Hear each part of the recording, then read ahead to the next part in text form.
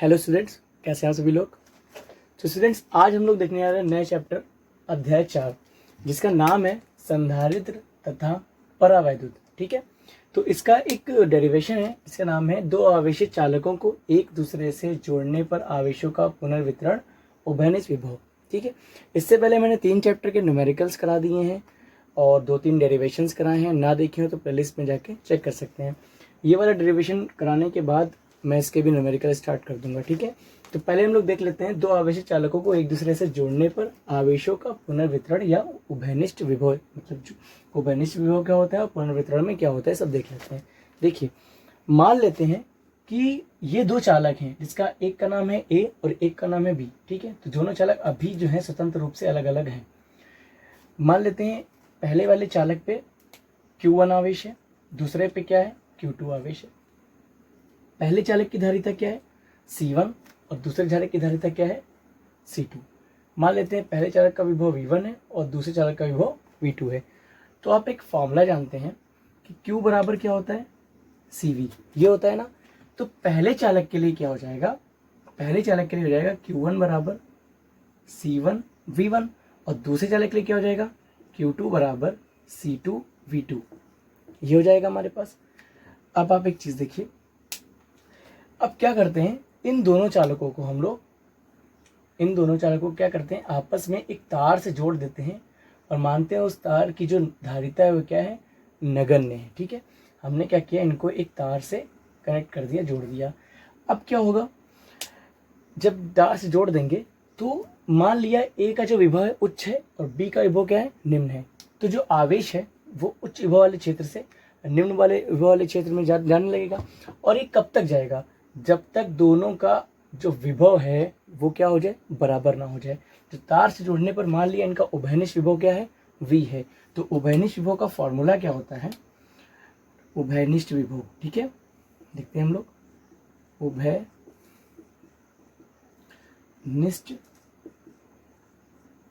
विभव बराबर होता है, मान लिया उभयनिष्ठ विभव क्या है, कैपिटल V है। ये बराबर होता है कुल आवेश बटे कुल धारिता, ये होता है। ठीक है, चलिए देख लेते हैं यहाँ से।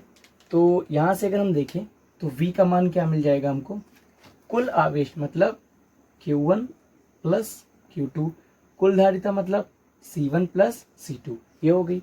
अब देखिए Q1 का मान क्या है, C1 V1 प्लस Q2 का मान क्या है, C2 V2 upon C1 plus C2। ठीक है, यहाँ से हमें उभयनिष्ठ विभव का फॉर्मूला क्या मिल जाता है, C1 V1 plus C2 V2 upon C1 plus C2।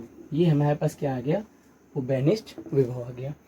ठीक है, ये उभयनिष्ठ विभव आ गया। अब हम लोग क्या देखते हैं, अब हम लोग देखेंगे कि कितना आवेश स्थानांतरित हुआ है। ठीक है, चलिए तो इसको हटाते हैं हम लोग। अब देखते हैं कितना आवेश स्थानांतरित हुआ है, इसको याद रखिएगा, ये भी काम आएगा। ठीक है, चलिए हेडिंग क्या रहेगी अब, स्थानांतरित आवेश की मात्रा। क्या रहेगा,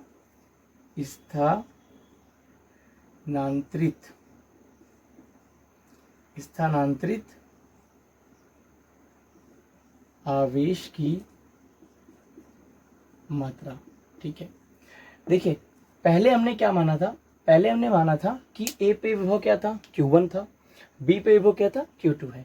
फिर जब ए का विभव हमने उच्च माना था और तार से जोड़ दिया, तो आवेश क्या हो रहा है कि ए से बी में जाने लगेगा। और कब तक जाएगा, जब तक दोनों का जो विभव है वो क्या ना हो जाए, समान ना हो जाए। मान लिया पहले इसका विभव क्या था, Q1 था।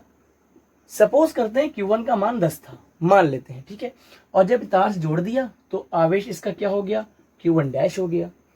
तो अब इस पे जो आवेश बचा, मान लीजिए वो कितना बचा होगा, 2 बचा होगा।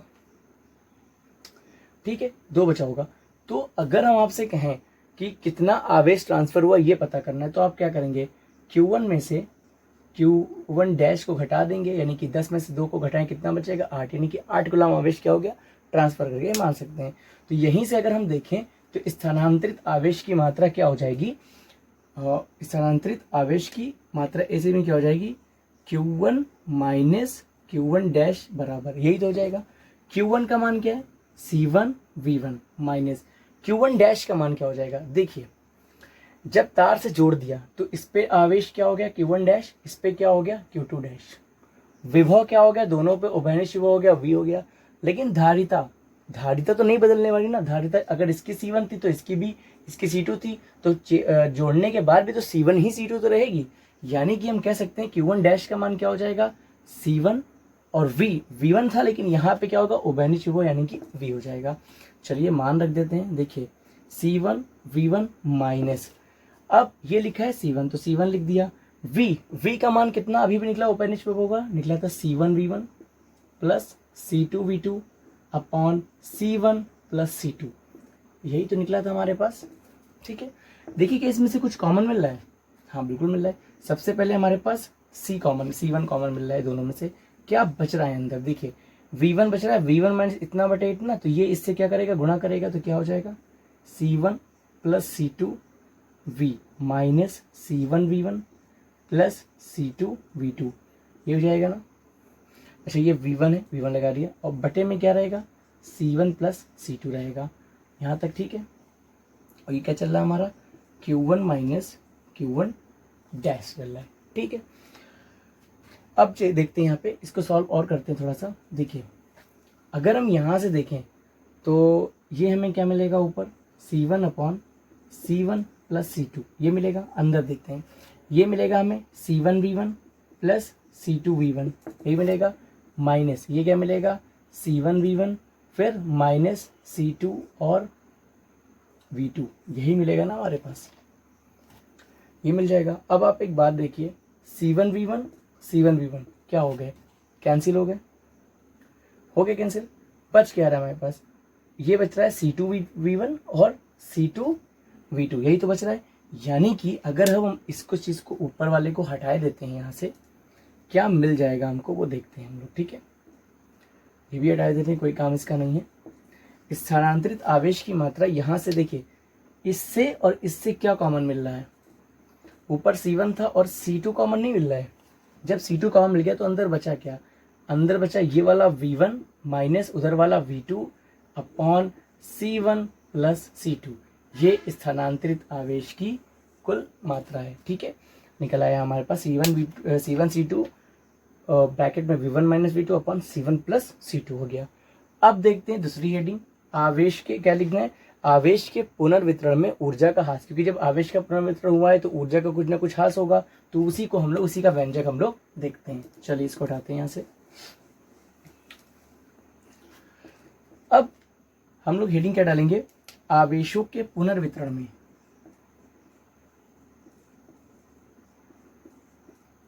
आवेशों के पुनर्वितरण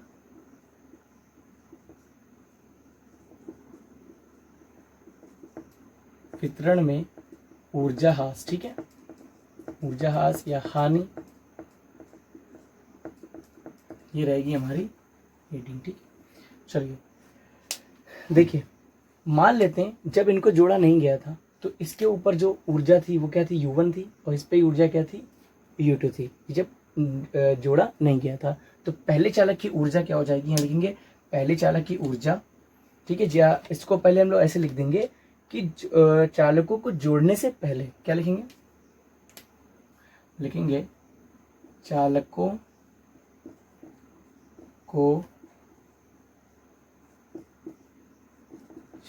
को जोड़ने से पहले। ठीक है, जोड़ने से पहले पहले चालक की ऊर्जा, पहले चालक की ऊर्जा। ठीक है, पहले चालक की ऊर्जा अगर मैं U1 मान ले तो U1 बराबर फॉर्मूला आपने पढ़ रखा होगा, जब आपने इसका डेरिवेशन एक पढ़ा होगा, U बराबर हाफ CV²।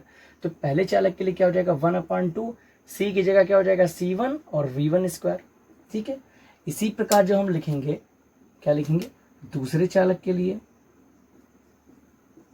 दूसरे चालक की ऊर्जा। ठीक है, तो वो हमारे पास क्या हो जाएगी, वो हो जाएगी U2 बराबर हाफ C2 V2², ये हो जाएगी। तो अब जब ये हो जाएगी तो हम लोग क्या लेंगे, जोड़ने से पहले, अब यहाँ पे एक लाइन लिखेंगे, अतः जोड़ने से पहले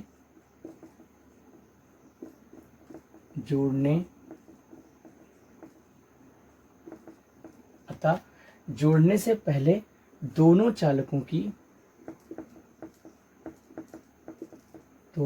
ये वैद्युत स्थितिज ऊर्जा है, ठीक है, स्थितिज ऊर्जा, दोनों चालकों की स्थितिज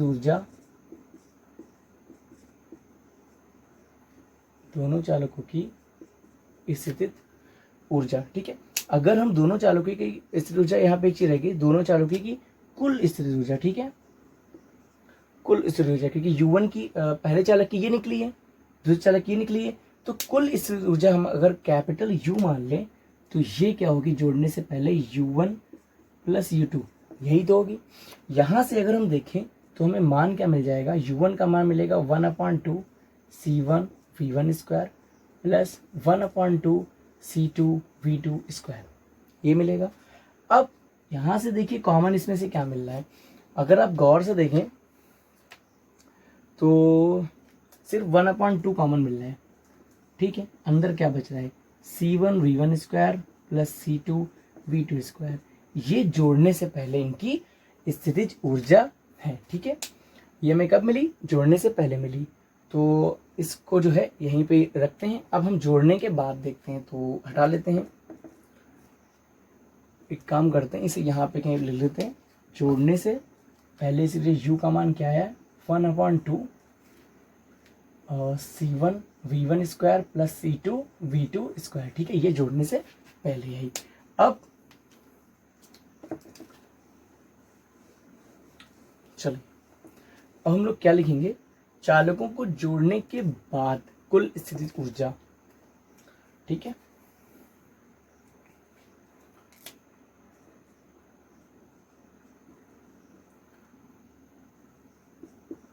चालकों को जोड़ने के बाद, ठीक है, जोड़ने के बाद कुल स्थितिज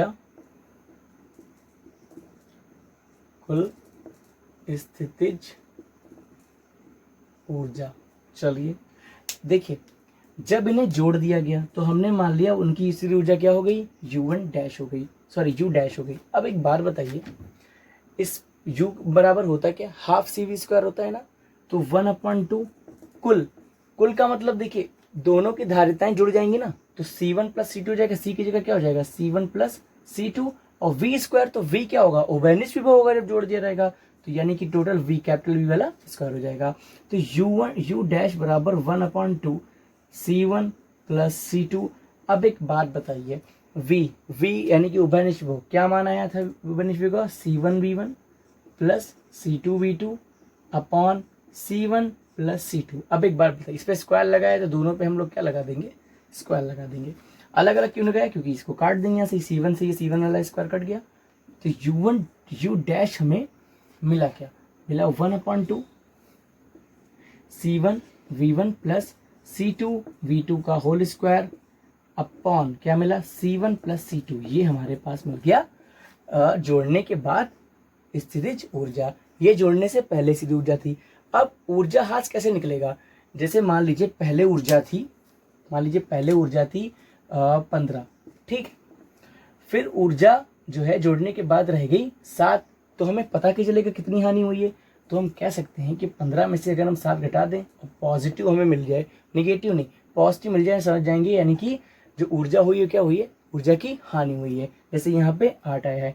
तो अब हम लोग क्या करेंगे, ऊर्जा ह्रास कैसे निकालेंगे, ऊर्जा ह्रास निकालने के लिए हमें U वाले को, सॉरी इसको इससे घटाना होगा, क्या लिखना होगा, ऊर्जा ह्रास बराबर U माइनस U डैश, यही लिखेंगे ना। चलिए तो एक काम करते हैं, इसको सबको हटा लेते हैं, और U1 डैश का क्या मान आया था इसे लिख देते हैं पहले, वरना ध्यान नहीं रहेगा। क्या आया था, U डैश का मान 1/2 C1 V1 plus C2 V2 का whole square upon C1 plus C2, यही आया था हमारे पास, ठीक है। चलिए अब क्या करते हैं, इसको हटा देते हैं और लिखते हैं यहाँ पे, ये हो गया पुनर्वितरण ऊर्जा ह्रास, ये रीडिंग को हटा देते हैं यहाँ से, क्या लिखेंगे, अतः ऊर्जा में ह्रास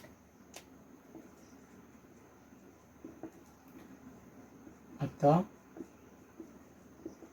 ऊर्जा में ह्रास कैसे निकालेंगे, u माइनस यू डैश बराबर, ठीक है, मान रख देते हैं।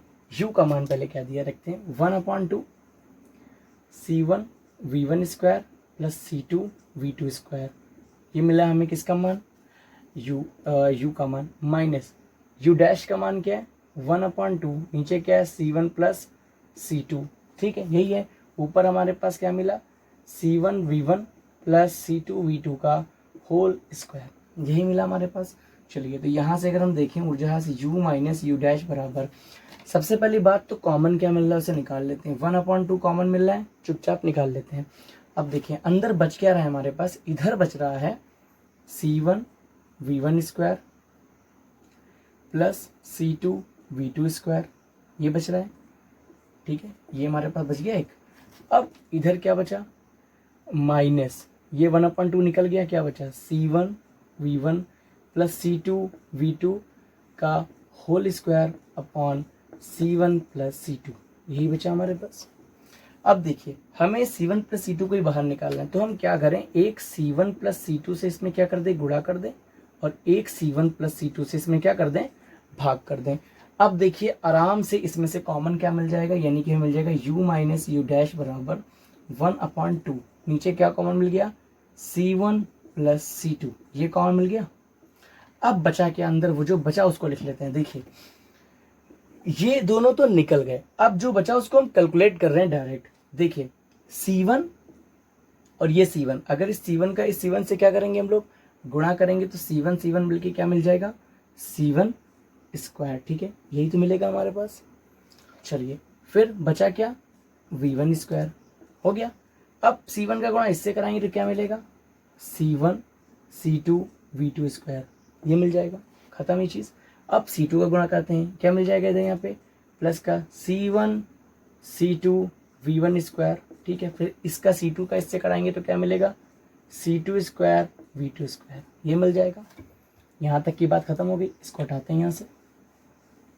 देखिए अब जब इसका सबका गुणा करा दिया तब हम क्या करेंगे, माइनस। अब आप एक बात बताइए, a प्लस बी का होल स्क्वायर क्या होता है, a square plus b square plus 2ab, क्या ये यही दिख रहा है, खोल लेते हैं इसको। कैसे खोलेंगे, a स्क्वायर यानी कि c1 स्क्वायर v1 स्क्वायर, फिर क्या होता है प्लस बी स्क्वायर, लेकिन आप एक बात देखिए पहले क्या लगा हुआ माइनस, यानी कि अंदर के जो भी चिन्ह होंगे बदल जाएंगे, तो इसको खोलने पे सारे चिन्ह प्लस के मिल रहे हैं, यानी कि अब माइनस बाहर लगा सब क्या हो जाएंगे, माइनस के हो जाएंगे। तो c1 v1 स्क्वायर तो क्या रहेगा माइनस का c2 v2 स्क्वायर, उसके बाद प्लस का 2ab होता है, क्या हो जाएगा माइनस का 2 c1 c2 v1 v2, यही बचेगा। चलिए क्या कॉमन, क्या कैंसिल कुछ हो रहा है, देखिए c1 square v1 square minus का c1 square v1 square plus का ही कैंसिल हो गया। देखिए c2 square v2 square plus का c2 square v2 square minus का ये भी कैंसिल हो गया। क्या बच रहा है हमारे पास, तो जो बच रहा है उसको लिख लेते हैं। देखिए u माइनस यू डैश बराबर, ऊपर बचा 1/2 c1 प्लस c2, और ऊपर क्या बच रहा है, देखिए ऊपर बच रहा है ये c1 c2 v2 स्क्वायर, उसके बाद प्लस का c1 c2 v1 स्क्वायर, फिर ये बच रहा है माइनस का 2 c1 c2 v1 v2, ये बच गया हमारे पास। अब इस वाले को हम लोग हटा लेते हैं यहाँ से। चलिए ये सब हट जाते हैं यहाँ से। अब ऊर्जा ह्रास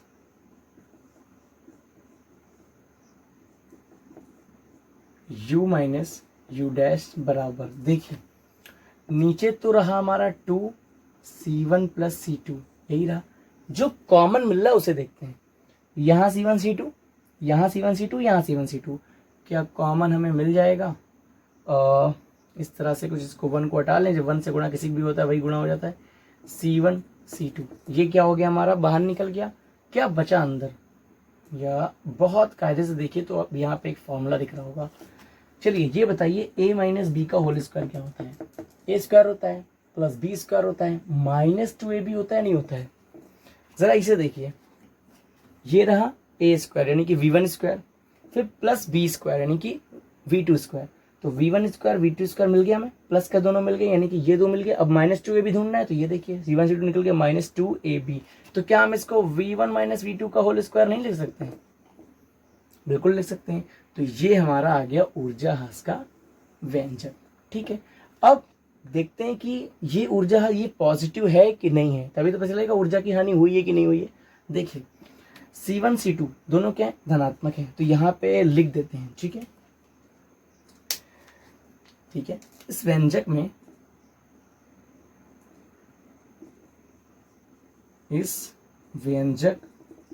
ठीक है, क्या लिखेंगे, c1 c2 धनात्मक है, पहली बात तो ये होगी। दूसरा, इधर देखिए v1 - v2 में कोई भी माइनस हो कोई भी प्लस हो, अगर कोई भी चीज माइनस आएगी लेकिन इसके ऊपर क्या लगा हुआ है, स्क्वायर, तो वो वैसे भी प्लस हो जाएगी। यानी कि v1 - v2 क्या है, पूर्ण वर्ग है,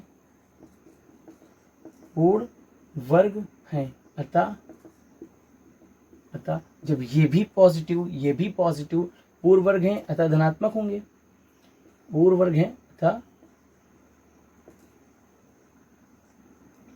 धनात्मक है। ये बात क्लियर हो गई भाई, पूर्ण वर्ग होने के कारण क्या है, धनात्मक है। तो इससे ये सिद्ध होता है कि क्या लिखेंगे, अतः इससे ये सिद्ध होता है कि आवेशों के पुनर्वितरण में क्या लिखेंगे, आवेशों